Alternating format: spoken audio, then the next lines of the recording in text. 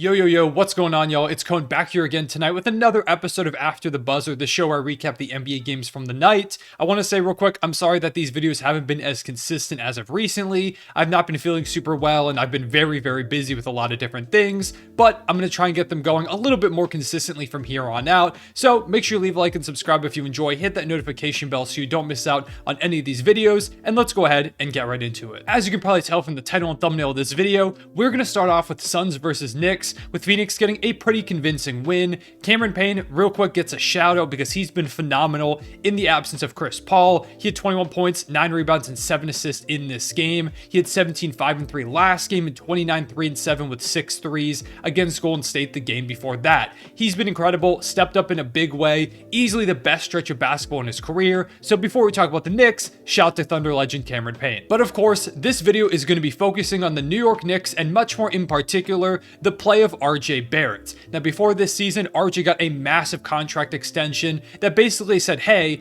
we trust in you to be one of the faces of this franchise. And so far, he has not played up to those levels. In this game against Phoenix, he had just 12 points, 4 rebounds, and 2 assists in 27 minutes on 3 of 11 shooting, which for a usual guy that would get that type of money, you would look at that stat line and be like, wow, he had a really bad game, which it was, but I'm kind of used to these stat lines from RJ Barrett at this point. For example, last game he had 18, 4, and 5 on 6 of 19 shooting against the Golden State Warriors. The game before that, in 31 minutes versus the Nuggets, he had just 11 points on 4 of 18 shooting and 0 of 9 from 3. Then the game before that, he shot just 2 of 10 from the field for 4 points against OKC before getting benched after just 19 minutes. These do not sound like the numbers of a guy that just got a max contract. They sound like the numbers of a guy that is playing as a rookie and is still trying to find his footing. And that's kind of how it's felt for RJ Barrett over the course of his career so far. You see these flashes and moments where you're like, he could really be great someday, but then he follows it up with a game where he shoots 4 of 13 or,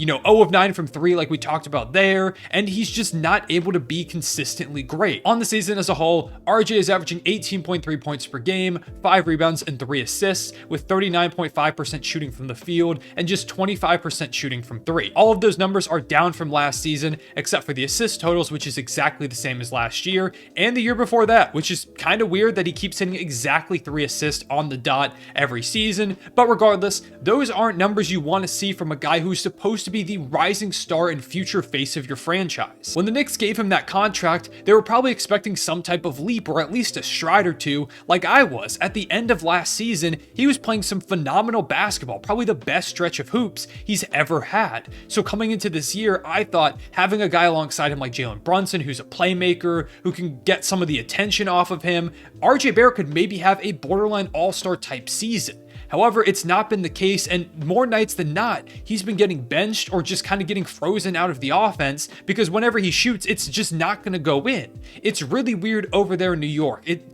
doesn't feel like much good is happening at the moment. Now, the Knicks aren't terrible. They're 8-9 on the season, but I'm sure Knicks fans are frustrated when they look at this squad and think, how much better could they be if RJ was just playing well, if he was efficient, if he was giving them like this number of points, maybe even up to 20 on just 45% shooting from the field and like 35% from 3. If he was putting up those numbers, he would be looking like one of the best rising young guys in the league. However, because he can't seem to consistently score, his defense has always been solid, but it's not enough to make up for the fact that he's incredibly inefficient. It just feels like there's not a lot of promise there right now. One of the craziest stats is that he's made one of his last 23 three-point attempts.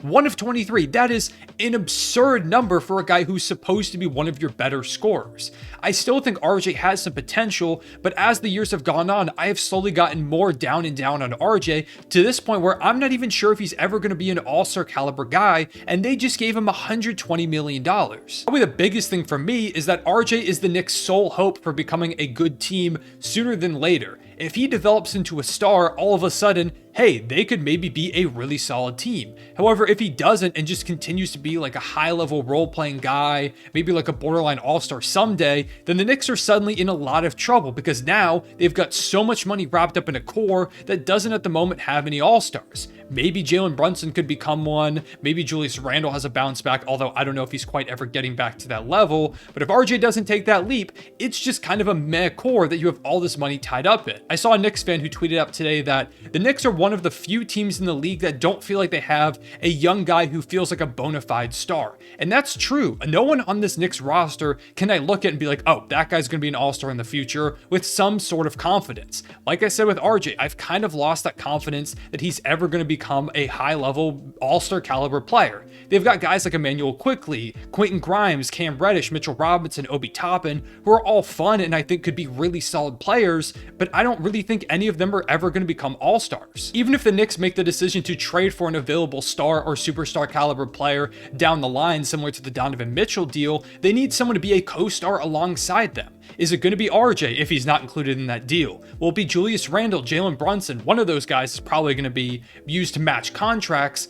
But if RJ's still on the team, they're going to look at him once again and say, okay, we gave you this bag, you're young, you have potential, go ahead, become the co-star for this guy, and if RJ can't do it, then what's the point of trading for a star player anyways? That's the RJ Barrett problem to me. They took him 3rd overall, and if he doesn't become an all-star after all of this money that they've invested in him, things look really bad for the Knicks prospects for the future. Once again, I'm not saying that there's zero chance of RJ still becoming good because he still is really, really young.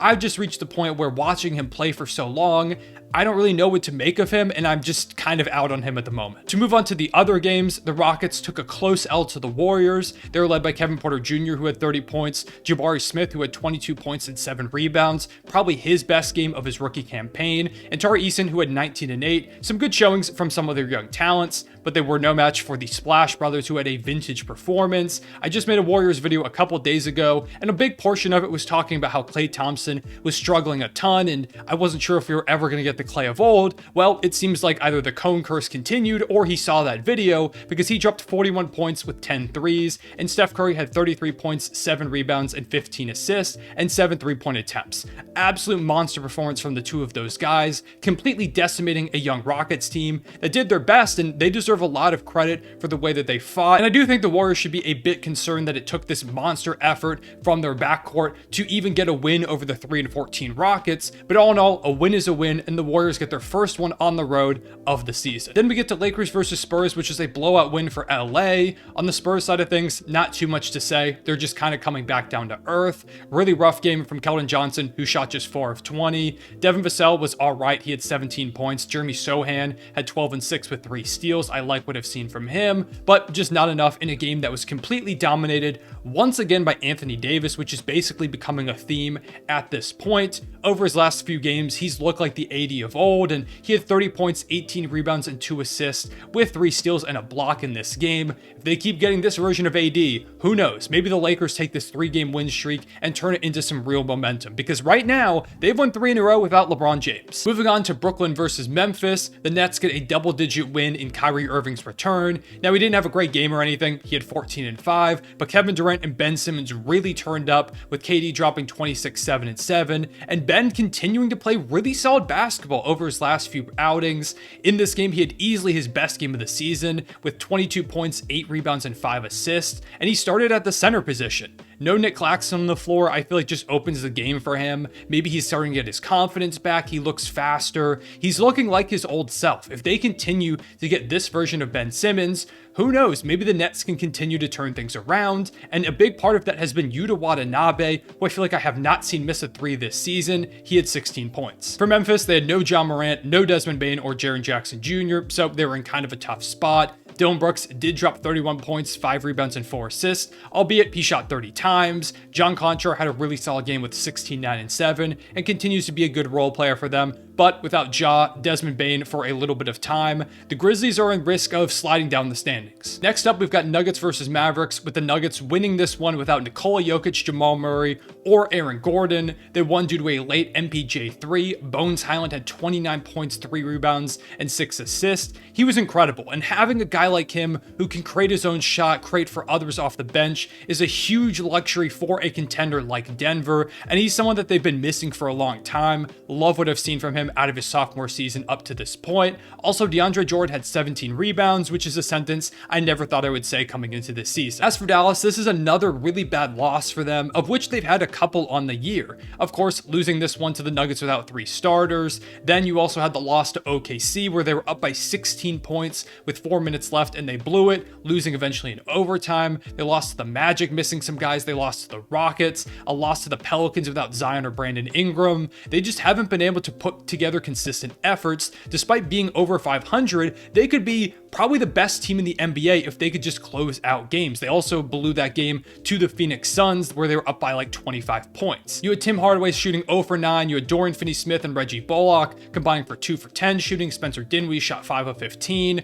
Luka was just 7 of 16 from the floor. The Mavs are streaky. If their threes aren't falling, if they're not getting some kind of consistent offense, it's very hard for them to win games. And there are a lot of nights where they're on fire and they look unstoppable. But with this offense setup, there are going to be these cold nights too. And this one was one of the coldest. Then there's Christian Wood, who played just 17 minutes in this game and only a couple in the fourth quarter when they looked like they really could have used him. Jason Kidd decided that they were better without him. And after the game, he voiced concerns about his role, saying, "I'm going to keep playing it, but I'm not happy with it," which isn't exactly what you want to hear. Finally, we had Pistons versus Kings, where Sacramento got their 6th win in a row, the first time in I believe 16 years that they've done so, and they were led by a multitude of guys. They had De'Aaron Fox with 33, 4, and 7, Kevin Huerter, who continues to be a monster pickup, 24, 5, and 5. You had 27, 9, and 3 from Harrison Barnes, 15, 13, and 7 from Sabonis. They were absolutely piling on teams on offense. Now the defense is still very, very concerning because they gave up 129 to the Pistons without Cade Cunningham. Eventually that might catch up and they've got to figure out those concerns, but right now the offense looks basically unstoppable. Couple shouts on the Pistons. Jaden Ivey had 24 points, 4 rebounds, and 3 assists. Bojan had 21 points in the L, but they really missed Cade in this one. It was pretty clear that they could have used him on the court. And also shout to Kevin Knox, who hardly ever gets minutes, but he had 11 and 5 in this game, so shout to him. Couple final notes. The Cavaliers beat the Heat by 26, led by Darius Garland, who had 25 points, and Cedi Osman with 20 points and 10 rebounds. And the Wizards beat the Hornets, led by Kyle Kuzma with 28, 10, and 5, and Bradley Beal with 26 points, 4 rebounds, and 5 assists. They are quietly 10 and 6 and playing some really good basketball as of recently. That's all I've got to say about tonight's slate. Let me know in the comment section below what you think about RJ Barrett, the New York Knicks, and any other takeaways you have from these games. Appreciate y'all watching. Make sure to leave a like and subscribe if you enjoy, and hit that notification bell so you don't miss out on any of these videos. I'll see y'all later. Real One Say It back.